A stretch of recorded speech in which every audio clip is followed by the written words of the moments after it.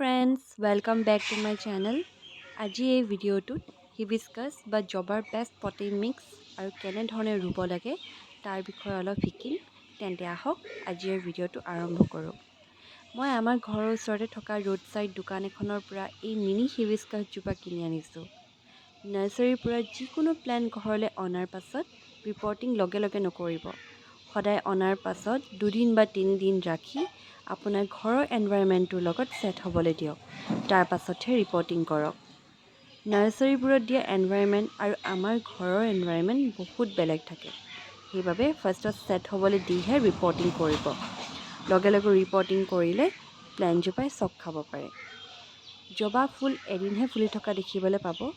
ইয়াৰ ফুলপাহ লং লাষ্টিং নহয়, অকল কেৱল এদিনৰ বাবে, যিমানেই ধুনীয়া ফুল নহওক কিয়। মই এই প্লেণ্টজোপাৰ অনা 2 দিন 3 দিন হৈ গৈছে, সেইকাৰণে আপোনালোকে মোৰ গছজোপাত স্পেণ্ড হৈ থকা জবা ফুলকেইপাহ দেখিবলৈ পাইছে। চিলেকশ্যন কৰাটো এজোপা প্লেণ্টৰ বাবে বহুতখিনি মেটাৰ কৰে। জবা এজোপা ৰ'দ ভাল পোৱা প্লেণ্ট হয়, সেইবাবে মাটিৰ পটবোৰ ব্যৱহাৰ কৰিলে বেছি ভাল ধৰণে গ্ৰ'থ হয়। মাটিৰ পটবিলাকত এয়াৰ চাৰ্কুলেশ্যনো ভাল হয় আৰু মাটিবোৰ গৰম হ'ব নোৱাৰে। সেইবাবে যিমান পাৰে দিনটো ৰ'দত থকা প্লেণ্টবোৰ মাটিৰ পটহে ইউজ কৰক। মই মোৰ পুৰণা আগৰে পট এটাকে লৈ পিনি আকৌ ৰিইউজ কৰিছোঁ তাকে। এতিয়া জবাৰ কাৰণে কেনেকুৱা পটিং মিক্স ৰেডি কৰিব আহক জানি লওঁ। ইয়াৰ বাবে মই ব্যৱহাৰ কৰিছোঁ 50% নৰ্মেল গাৰ্ডেন চইল, 30% বাৰ্মি কম্পোষ্ট বা গোবৰো ব্যৱহাৰ কৰিব পাৰে, 10% চেণ্ড, কাৰণ মোৰ মাটিটো অলপ বালিয়া ধৰণৰ হয়, সেইবাবে মই কমকৈ চেণ্ড ইউজ কৰিছোঁ। যদি আপোনালোকৰ মাটিটো আলতীয়া ধৰণৰ হয় তেতিয়াহ'লে চেণ্ডটো অলপ বেছিকৈ ইউজ কৰিব, তেতিয়া মাটিটো বেছি ভাল ধৰণে প'ৰছ হয়। আৰু লগতে মই ব্যৱহাৰ কৰিছোঁ 5% বোন মিল আৰু 5% নিম কেক পাউডাৰ। এতিয়া সকলোখিনি ভালকৈ মিক্স কৰি ল'ম আৰু পটটোত ভৰাই যাম।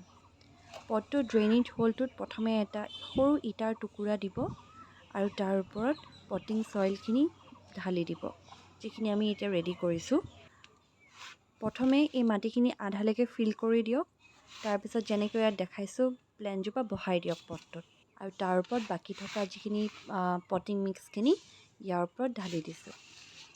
আপোনালোকে বিচাৰিলে গ্ল'ভছ পিনিও কাম কৰিব পাৰে।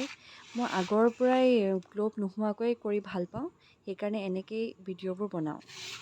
এয়া দেখিছে মাটিখিনি ফিল কৰি গৈছোঁ, কিন্তু সম্পূৰ্ণভাৱে মাটিটো ওপৰলৈকে ফিল নকৰিব। 1 ইঞ্চমান জেগা ৰাখি দিব, যাতে পাছত ফাৰ্টিলাইজাৰ দিবলৈ সুবিধা হয়। ভালকৈ মাটিখিনি ছেট কৰি লোৱা পাছত এতিয়া ইয়াত পানী ভালকৈ ঢালি দিম। এইকেইদিন মোৰ ইয়াত বৰষুণ হৈ থকাৰ বাবে মাটিটো ভিজি আছে, সেইবাবে অকণমান পানী মই ইয়াত ব্যৱহাৰ কৰিছোঁ। পাছত যেতিয়া শুকাই যাব মই ভালকৈ ইয়াত পানী দি দিম। কিন্তু আপোনালোকে মনত ৰাখিব, যেতিয়া এজোপা নতুনকৈ প্লেণ্ট ৰুব তাত থৰলি ভালকৈ পানী দিয়ক, যাতে তলৰ পৰা ড্ৰেইনেজ হ'ল দি পানী একেবাৰে ওলাই যাব পাৰে। ৰিপৰ্টিং কৰি হৈ গ'ল। ৰিপৰ্টিং কৰি কমপ্লিট হোৱাৰ পাছত 3-4 দিনৰ বাবে প্লেণ্টজোপা ছাঁ পৰি থকা জেগাত ৰাখিব। তাৰ পাছতে ৰ'দ পৰা জেগালৈ শ্বিফ্ট কৰি দিব।